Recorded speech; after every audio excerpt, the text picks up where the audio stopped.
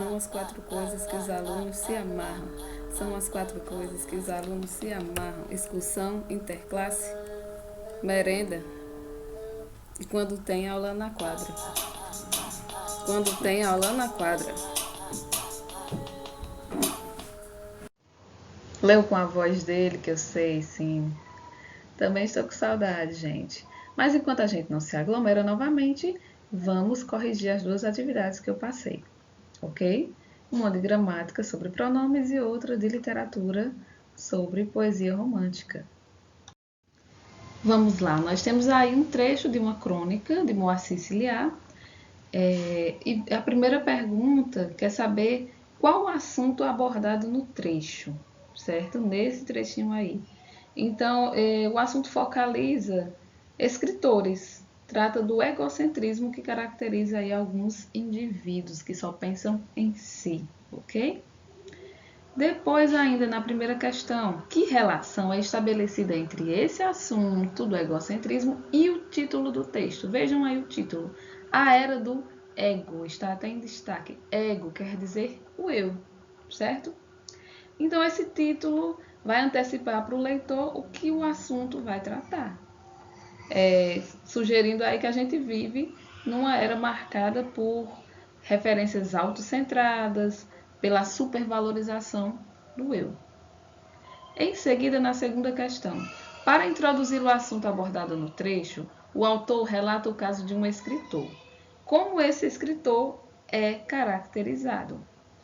Então, o escritor é caracterizado como alguém vaidoso que falava apenas de si e da obra. Na segunda questão, letra A, temos uma pergunta. Quais pronomes são usados para se referir ao escritor e ao comportamento por ele adotado na conversa com um amigo? Explique como o uso desses pronomes contribui para caracterizar o escritor e sua atitude. Então, vamos lá, eu até destaquei aí. Primeiramente, o pronome seu, o pronome possessivo, que vai se referir ao substantivo tema, seu tema.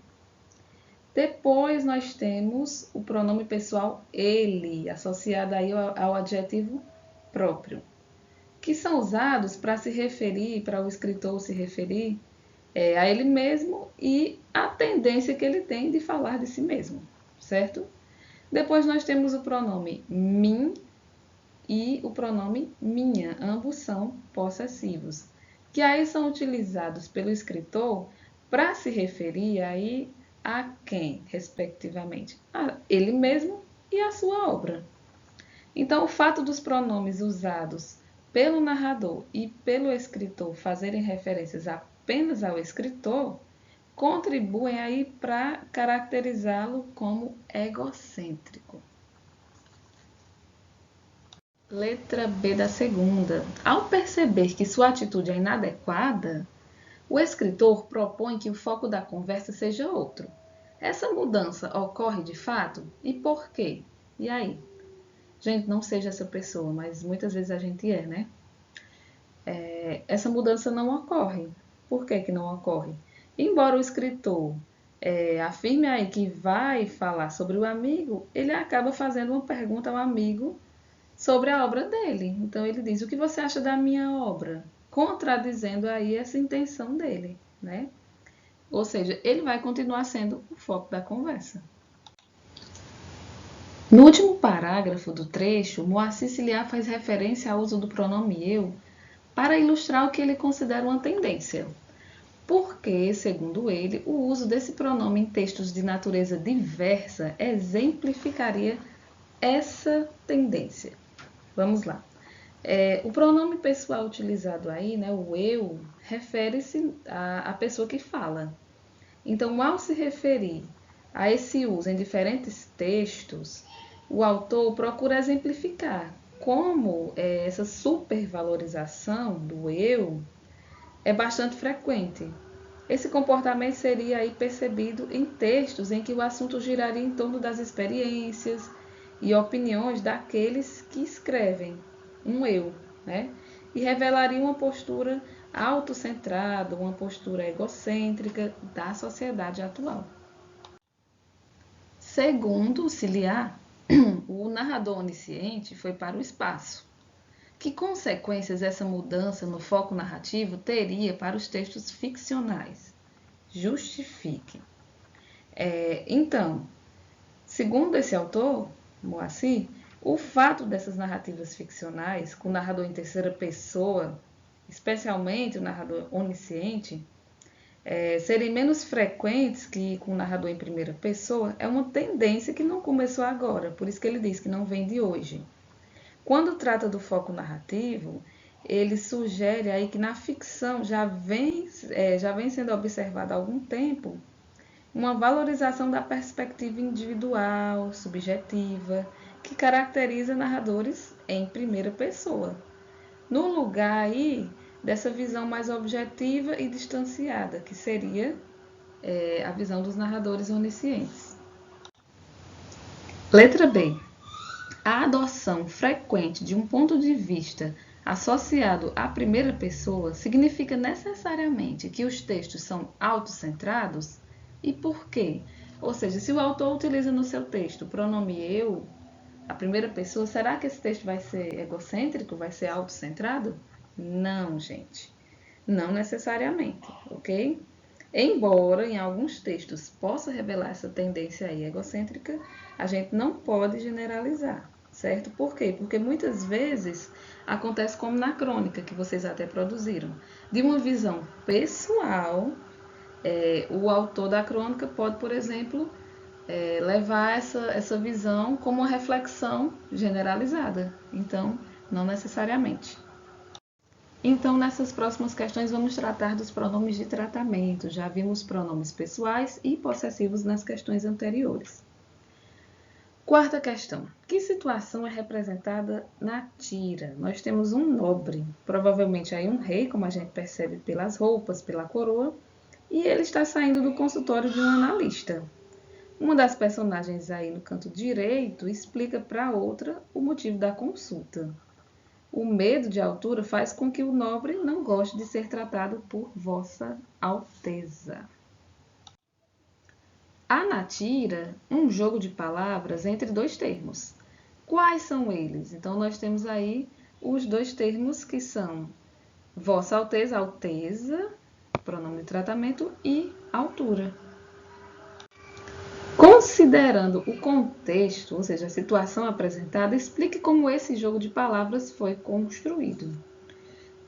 Então, foi construído aí como eu já falei anteriormente, com o pronome de tratamento, Vossa Alteza, e o substantivo altura, que aí foi utilizado para identificar o mal que esse nobre irá tratar, certo? Que é o seu medo de altura. Letra C. Na língua portuguesa, o pronome de tratamento utilizado para reis é Vossa Majestade. Explique por que o tradutor da tira precisou de outro pronome de tratamento para construir o efeito de humor. A essa altura você está dizendo aí, não tem graça, não tem humor, eu sei, tá bom. Mas vamos lá explicar. Então, está aqui, ó, escrevi com minha letrinha linda, Alt. Esta é a explicação. Por quê? Porque ele precisou de uma palavra, de um pronome de tratamento que tivesse o mesmo radical, Alt, para designar aí o medo, o problema que vai ser tratado no analista, ok? Vamos lá para a última parte. Quinta questão, nós temos uma tira e a pergunta. A tira mostra uma situação vivida por um pai cuja filha ainda é um bebê. Descreva.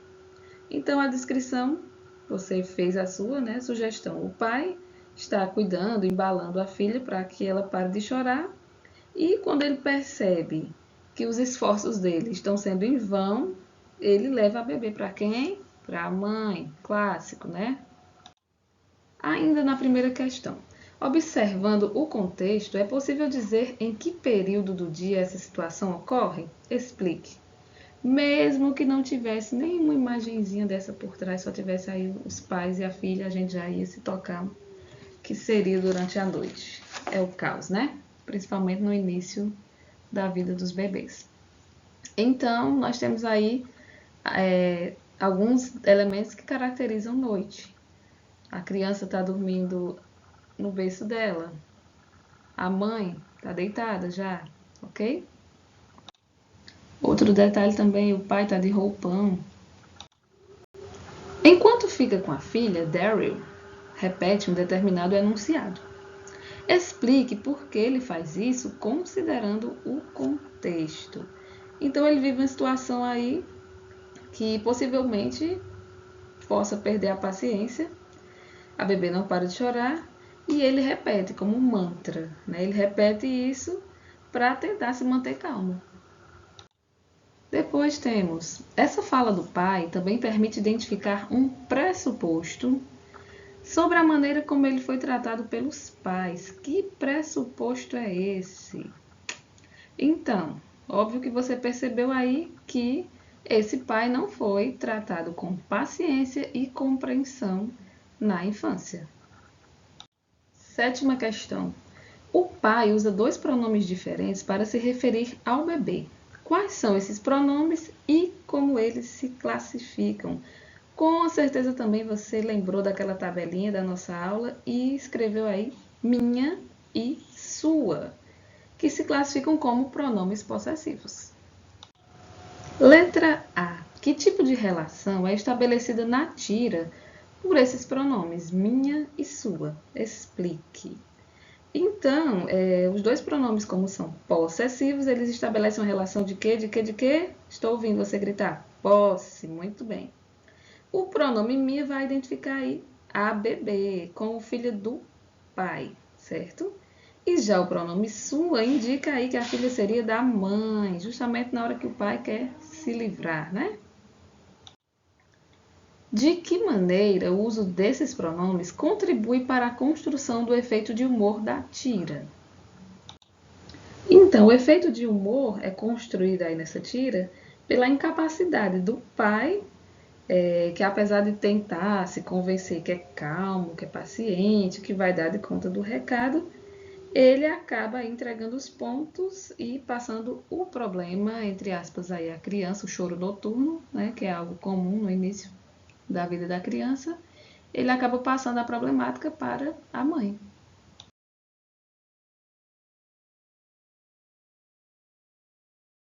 Vamos lá para a página 49 agora de literatura. Não vou me deter no texto para a gente não prolongar tanto, mas vocês podem assistir em 2 dias, pausar, e se tiverem alguma dúvida também sobre vocabulário, sobre o texto, algum desse tipo, podem me procurar. Então vamos lá, primeira questão. O que o narrador descreve como a perdição a que foi levado por uma mulher?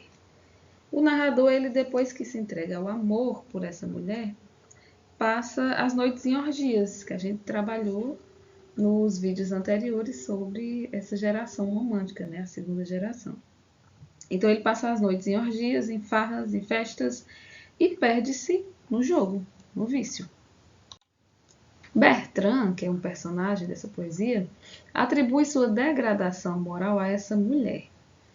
Quais expressões se referem a ela e aos sentimentos do narrador? Seriam as expressões aí que se relacionam à satisfação dos desejos físicos e à loucura, o descontrole, motivados aí pela entrega à paixão, certo? Então, por exemplo, abre aspas, queimou a fronte, vida insana, ao lado aí da mulher. Quando ela partiu o seu coração, né? Deixou ele cheio do germe, dos vícios, o coração dele, logicamente. E também a lembrança, que é comparada aí ao fantasma de um mau anjo. Que imagem de mulher é sugerida por essas expressões? Resumidamente, a imagem de uma mulher devassa, demoníaca, que aí, com essa atitude, pode fazer com que o homem vá à destruição. Fatal. A construção dessa imagem de mulher aí que atiça, né, que provoca, que causa destruição, ela contribui para ilustrar a visão que os poetas da segunda geração têm do amor sexualizado. Qual é essa visão? Então, para os poetas ultrarromânticos, essa é uma visão negativa. é associada aí à condenação da alma, né? A condenação de sua realização e é apresentada como um fator de corrupção e degradação do homem. Quarta e última questão, glória a Deus. De que maneira o relato de Bertrand deixa implícita, veja, implícita, a visão de amor que será defendida pelos poetas ultrarromânticos? Então, quando ele descreve aí que se perdeu porque cedeu à tentação da carne, né, a satisfação física, sexual, ele deixa clara aí a necessidade do amor idealizado, puro, sem contato. Então, como o Bertrand se comportou libertinamente, né, foi fraco diante desses encantos, ele provocou sua destruição. Então, é como se tivesse implícito aí a necessidade real, né, de se resistir aos impulsos sexuais. Isso pregado pelo amor idealizado na segunda geração romântica. Então, até mais, gente. Qualquer dúvida, estou aqui. Beijo no coração.